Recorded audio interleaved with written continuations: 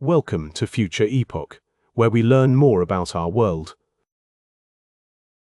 Imagine a city with no cars, no roads, no carbon emissions, and no crime. A city that runs entirely on renewable energy, where residents travel from one end to the other in 20 minutes on a high-speed underground rail line, and where artificial intelligence monitors every aspect of daily life. Now imagine that this city stretches 170 kilometers across a desert, rises 500 meters into the air, and is clad on both sides in giant mirrored facades that reflect the surrounding wilderness back at itself. This is the line. And the line is just one part of something larger. NEOM is a project so vast, so expensive, and so strange that it challenges the boundary between ambition and delusion. The Saudi government calls it the future. Critics call it a mirage. And somewhere in the desert of northwest Saudi Arabia, thousands of workers are trying to build it. Saudi Arabia sits on one of the largest proven oil reserves on Earth. For decades, that single resource has sustained the kingdom's economy, funded its government, and shaped its place in the global order. But oil is finite, and the world is slowly turning away from it. By the middle of this century, demand for fossil fuels may be a fraction of what it is today.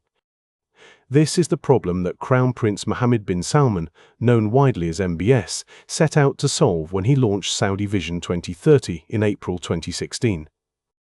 The plan was to diversify the Saudi economy away from oil dependency by developing tourism, entertainment, technology, and manufacturing. NEOM was to be the physical embodiment of that vision, a brand new city on a blank canvas, built from scratch to demonstrate what a post-oil Saudi Arabia could become.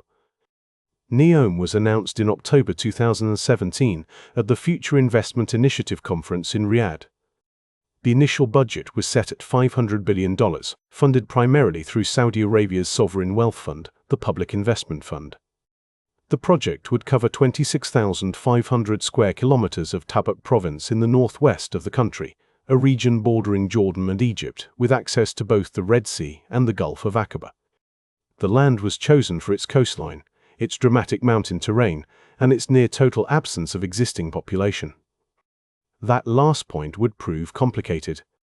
In the years following the announcement, NEOM's architects and planners developed an extraordinary array of sub-projects within the overall zone. Sindala was to be a luxury island resort in the Red Sea. Oxagon was to be a floating industrial city anchored offshore. Trojena, set in the mountains inland, was planned as a ski and adventure resort with artificial snow generation and was selected to host the 2029 Asian Winter Games. Then, in January 2021, came the line. It was presented as a linear city, a single structure 170 kilometers long, 200 meters wide, and 500 meters tall. It would house 9 million residents within a footprint smaller than many existing urban districts. There would be no streets at ground level. Transportation would run on high-speed rail through the interior, designed to carry passengers from one end to the other in 20 minutes. Renewable energy would power everything. The mirrored exterior walls would, according to official materials, become a new kind of landscape feature, visible from space, but designed to minimize visual disruption to the surrounding desert. The announcement drew global attention. Some architects and urban planners expressed genuine curiosity about what the project might pioneer. Others asked straightforward engineering questions that the official materials did not answer. The most immediate problem was human. The land designated for NEOM was not entirely empty. The Huaytat tribe had lived in the Tabuk region for generations.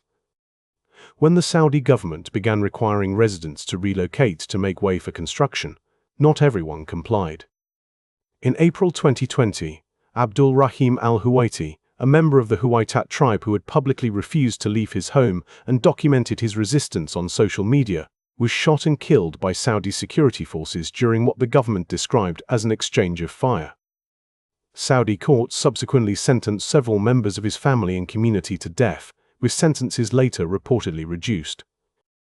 Human rights organizations, including Amnesty International and Human Rights Watch, condemned the displacements and the violence used to enforce them. The Saudi government disputed aspects of these accounts. The project also drew scrutiny over migrant worker conditions. NEOM, like many large construction projects in the Gulf, relies on a workforce drawn largely from South Asia and Southeast Asia. Reports from journalists and rights groups raised concerns about wage theft, dangerous working conditions, and inadequate accommodation. The Saudi government and NEOM's management consistently maintained that the project operates to high labor standards, but independent verification has been limited. Then came the engineering questions. Physicists, architects, and urban planning experts publicly questioned whether the line's core claims were coherent. A city 500 meters tall and 200 meters wide, housing 9 million people, would require air circulation, natural light distribution, and structural systems of a kind that have never been attempted at anything approaching this scale. The shadow cast by the structure would block sunlight from surrounding areas for significant portions of the day. The claim that residents could reach any destination within 20 minutes was characterized by several researchers as physically implausible given the structure's dimensions and proposed population density. By 2024, reporting based on leaked internal documents and statements from former employees suggested that the original ambitions had been substantially revised. Rather than a 170-kilometer linear city by 2030, initial construction was now targeting a section of approximately 1.5 kilometers. The 9 million resident projection was pushed far into the future, if not indefinitely. The consequences of NEOM extend well beyond the project itself. For Saudi Arabia, the stakes are enormous. NEOM is not simply a real estate development, it is a central piece of the country's claim that it is capable of transforming its economy before oil revenues decline. If the project collapses or is abandoned, the damage would extend far beyond a financial loss of historic proportions. It would represent a fundamental blow to the credibility of Vision 2030 itself. Internationally, NEOM has become a case study in the tension between authoritarian ambition and global investment appetite.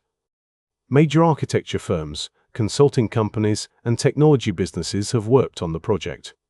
Some have quietly withdrawn, others remain. The question of whether to engage with a development that has been linked to forced displacement and the death of a civilian is one that firms and governments in Europe, Asia, and North America have answered in different ways. For urban planners and architects, NEOM raises a more fundamental question about the nature of cities themselves. Cities are not typically designed from scratch. They grow, adapt, and accumulate history over centuries.